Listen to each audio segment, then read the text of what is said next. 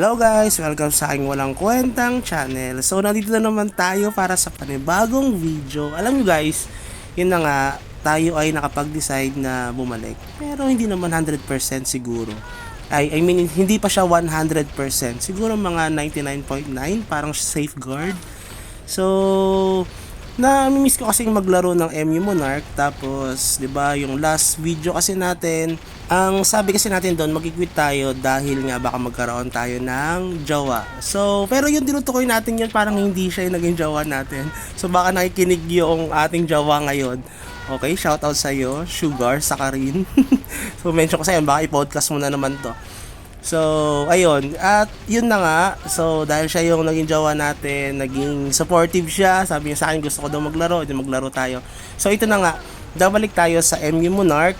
No, 99.9%. Yung 0.1%, hindi natin alam kung kailan tayo babalik. Ngayon, ito.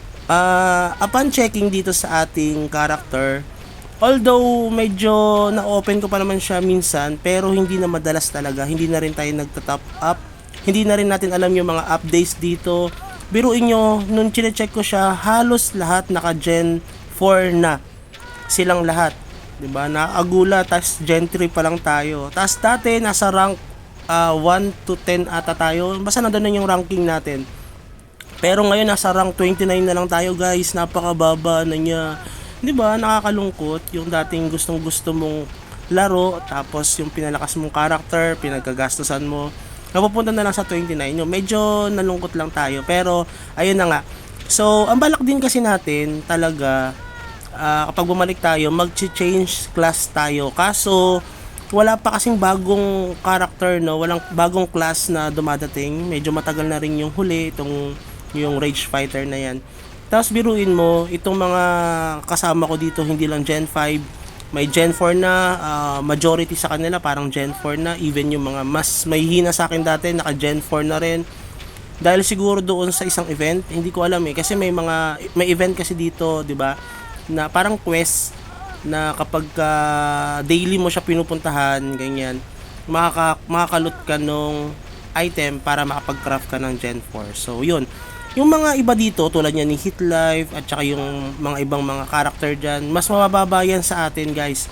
Pero ngayon, naunahan na nila tayo. Even do sa mga levels, 'di ba? Medyo mababa na tayo, 729.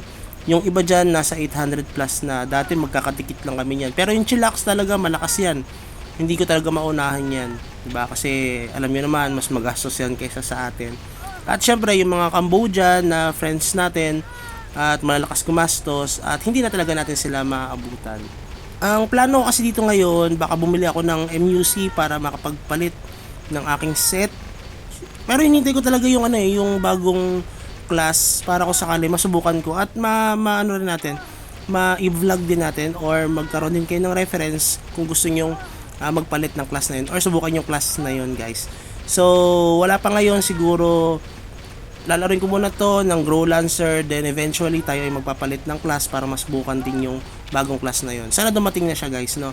So, medyo nahihirapan tayong i-adapt yung panibagong mga updates dito sa MU Monarch. Marami kasing bago medyo nahihirapan tayo.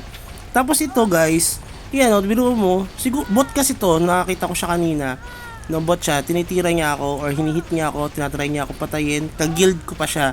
No, so tinanong ko sa mga friends ko diyan or yung mga ka-guild ko, siya pala ay bot, no?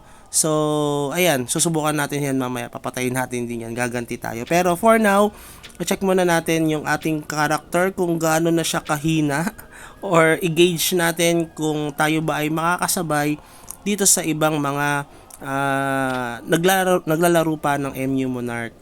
Okay, so shout out ulit sa jowa ko. Sigurado nanonood yan, no, at panonoorin niya itong video na ito. So shout out sa iyo, ikaw pa rin ang iniisip ko hanggang ngayon. So ayan, yan yung mga malalakas sa amin, no. Timuruin mo, rank 29 na lang ako.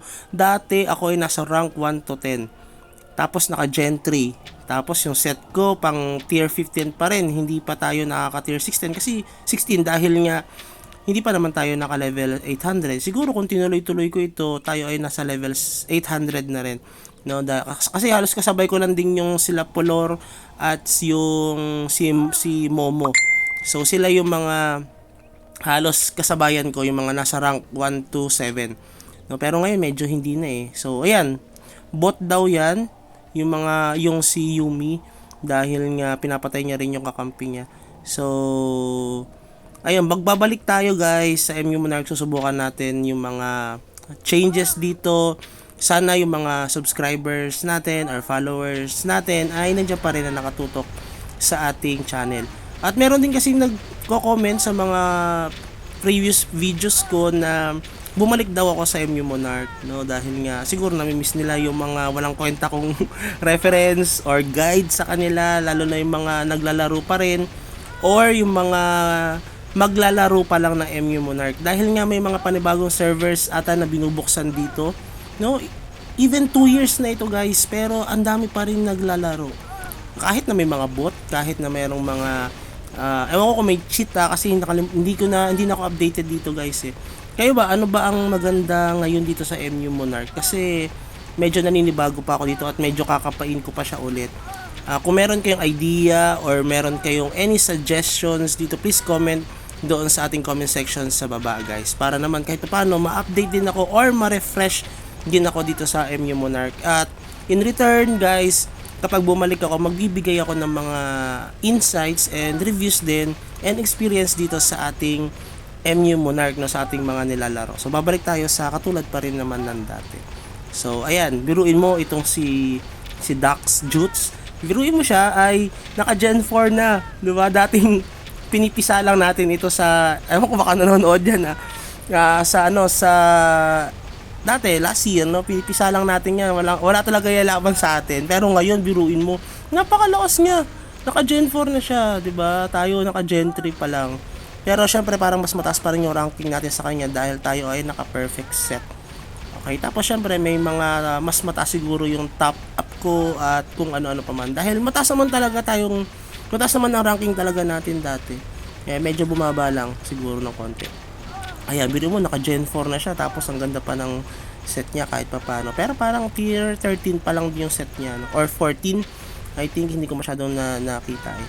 So, ang balak natin dati, ang bumili ng MUC, dati ang average lang ng MUC dito parang 100 pesos per 1M ata, parang ganun. Kasi dati bumibili rin ako ng MUC at ganun lang halos yung price range nitong MUC. Pero ngayon parang tumaas na siya, hindi ko alam kung bakit. So hahabulin natin yon, syempre yung pagbibili ng MUC, dahil doon lang naman tayo makakahabol. At syempre siguro magta-top up tayo, daily top up, dahil nga kailangan natin humabol ng level, 'di ba? At saka maraming mga benefits din naman kapag tayo ay nagta-top up. What is 55 pesos kung nag-i-enjoy ka din naman, no guys?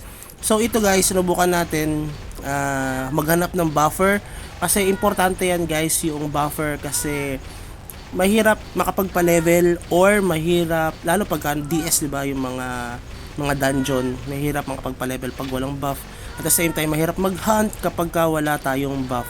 At hahantingin din natin tong Yumi dahil gusto natin bumawi at i-gauge din natin kung malakas pa rin ba to or kaya pa rin ba natin yung mga character dito. Si Yumi parang mas mataas pa rin sa akin ng level, or hindi ko ma-recall eh. Pero susubukan natin siya kasi meron tayo ditong footage na makikita kung kaya natin pang tumapat dito sa mga character sa MU Monarch guys. So yan, kumuha tayo ng buffer, so sinubukan muna natin siya. So same pa rin, syempre may mga bot pa rin dyan, no? Yung buffer na yun, hindi ko alam kung bot or naka ano lang yan, naka AFK tas ibabuff ka.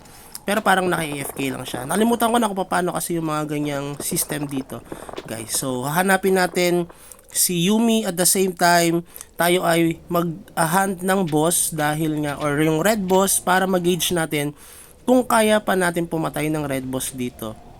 Kasi nga, dahil nga, hindi ko na alam kung malakas pa rin ba tong character ko. Kasi last time, binenta ko yung mga fluorites nito. So, before, tayo ay naka level 10 na ice fluorites, no? Ang lakas nun. Tsaka yung mga ating wind fluorites, mataas na yung level nun. Pero ngayon, tayo ay nagbenta, kaya medyo wala tayong fluorites.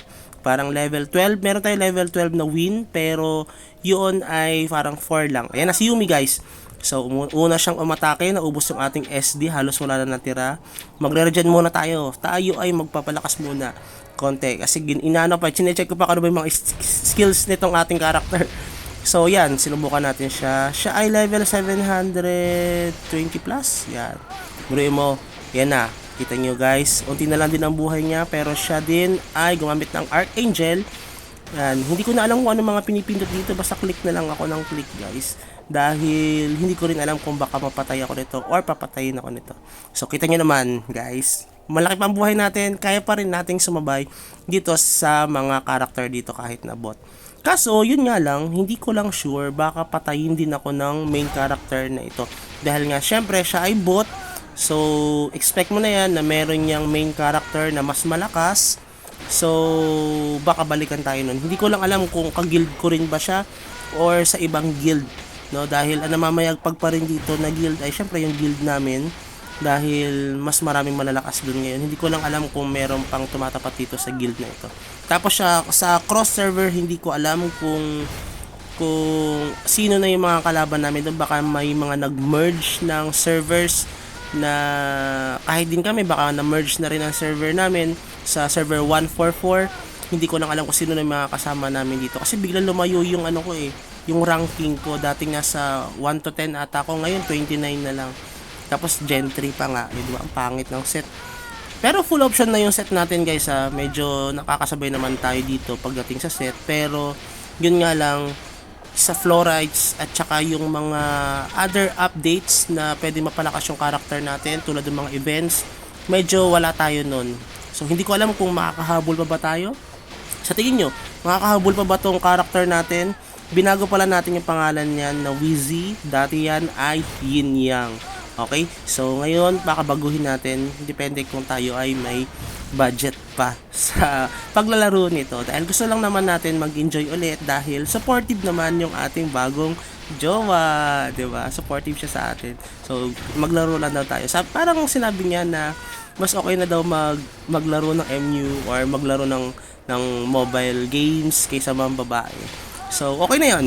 Okay na tayo dun sa ganong deal, 'di ba? Parang win-win situation sa atin 'yon dahil nga hindi tayo mambababae, faithful pa rin tayo. At the same time, nag-i-enjoy tayo sa paglalaro ng MU Monarch. Okay, so yan. Makikita natin dito yung character natin. Hindi pa rin siya nababawasan. Pero syempre dapat may buff.